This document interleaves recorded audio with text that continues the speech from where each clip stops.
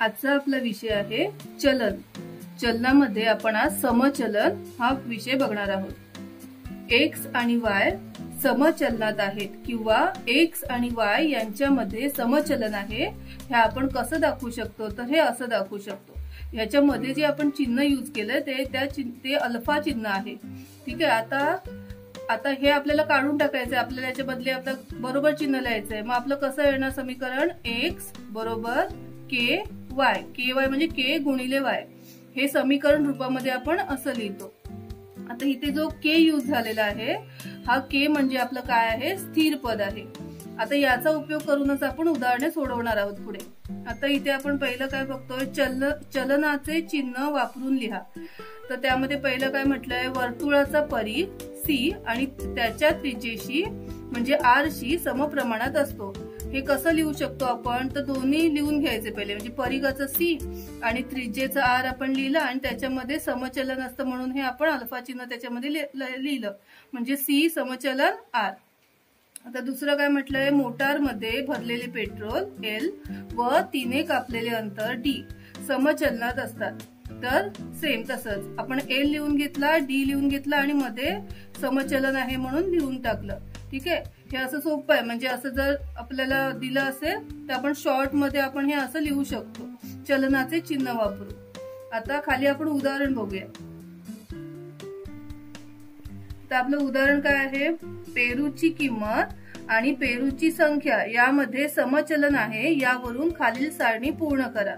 आता इथे बघा, इथे लिहिले पेरूंची संख्या एक्स, खाली लिहिले पेरूंची किंमत वाय। आता पुढे किमती दिल्यात 1, 8, 4, 32। आता इथं मी जिथे अंडरलाईन केले ना तिथे रिकाम्या जागा आहेत, इथे रिकामी जागा आहे, इथे रिकामी जागा आहे आणि इथे रिकामी जागा आहे। हे आपण खाली सोडवणार आणि मग उत्तर लिहिणार आहे आपण याच्यात। तर आता आपल्याला काय करायचं, आता सगळ्यात पहिले आपल्याला 3 उत्तरं काढायची आहेत, एक ही रिकामी जागा 2 आणि 3। तर आपल्याला ही उदाहरण सोडवण्यासाठी 3 गोष्टींची गरज आहे, एक्स, वाय आणि के। तर जर आपल्याला हे उदाहरण सोडवायचं आहे तर आपल्याकडे काय आहे, फक्त वाय आहे। ठीक आहे, मग आपल्याला सगळ्यात पहिल्यांदा एक्स काढण्यासाठी पहिला के मिळवावा लागेल, म्हणून आपण सगळ्यात पहिल्यांदा के काढून घेऊ। तर के कसा आपण काढणार, आता इथे मी लिहिलंय के बरोबर प्रश्नचिन्ह। तर आधीचे जे रकाना आहे त्याच्यामध्ये त्यांनी आपल्याला दिलंय, दोन्ही संख्या दिलेत, म्हणजे एक्स पण दिलाय आणि वाय पण दिलाय। मग आपण तो घेऊया, एक्स बरोबर 4, वाय बरोबर 32, जे आपल्या उदाहरणामध्ये दिलेलं आहे ते आपण घेतलं। के बरोबर प्रश्नचिन्ह, आपलं समीकरण लिहिलं, काय आहे आपलं समीकरण, एक्स बरोबर वाय गुणिले के। आपण किमती घातल्या समीकरणामध्ये, एक्सच्या जागी 4, वायच्या जागी 32 आणि के आपल्याला काढायचंय। आता खाली घेतला, आता 4, आता 32 इकडे गुणिले आहेत, इथे येऊन काय होणार, ते भागिले जाणार, बरोबर के तसाच राहणार। आता आपण भाग घालूया याला, 4 एके 4, 4 8 32, म्हणजे 1/8 हा आपला काय आला, के आला। आता आपण हा के घ्यायचा आणि हा जो वाय आहे तो घ्यायचा आणि आपण आपला एक्स काढायचा। मग आता मी काय लिहिलं इथे, के बरोबर लिहिलं, के बरोबर 1/8 जो आपण आत्ताच काढला, वाय बरोबर 56 आपल्या उदाहरणामध्ये दिलेले आहेत आणि एक्स बरोबर प्रश्नचिन्ह, एक्स बरोबर वाय के। आपलं समीकरण घेतलं, समीकरणात किमती टाकल्या, एक्स आपल्याला काढायचं आहे, वाय आहे आपला 56 गुणिले के आहे आपला 1/8, 8 एके 8, 8 7 56, मग एक्स बरोबर 7। ठीक आहे, आता आपण म्हणजे हे 7 आपलं उत्तर आलं, आपण ते लिहिलं आपल्या रकान्यामध्ये। ठीक आहे, आता आपण दुसरं गणित सोडवू।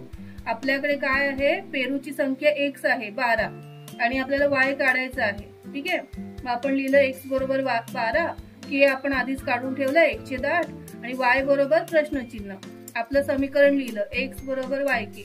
मग किमती घातल्या, एक्स किती आहे 12, वाय आहे वाय आपल्याला काढायचंय आणि के आपण लिहिलं 1/8। ठीक आहे, आता इथं काय केलं आपण, आता आपल्याला वाय काढायचंय, तो वाय तसाच राहिला आणि 1/8 इकडे गुणिले आहेत, गुणिले मध्ये 1/8 आहे। तर अशी अंश छेदामध्ये जर संख्या असेल ना आणि आपल्याला बरोबर चिन्हाच्या आता दुसऱ्या साईडला पाठवायचंय तर त्याचं उलट होणार, म्हणजे 8/1 होणार। मग आता 1 आपण लिहत नाही म्हणून आपण नुसते 8 लिहिले, मग 12 गुणिले 8 बरोबर वाय, 12 8 96 बरोबर वाय, आपलं उत्तर आलं, वाय बरोबर 96 आपण आपल्या रकान्यामध्ये लिहिणार। ठीक आहे, आता तिसरं काय आहे आपलं, पेरूची किंमत वाय दिलेलं आहे, एक्स काढायचंय, मग आपण वाय आपला दिलेला आहे त्यांनी उदाहरणामध्ये 160, के आपण काढला होता 1/8 आणि एक्स बरोबर प्रश्नचिन्ह. आपलं समीकरण लिहिलं एक्स बरोबर वाय के.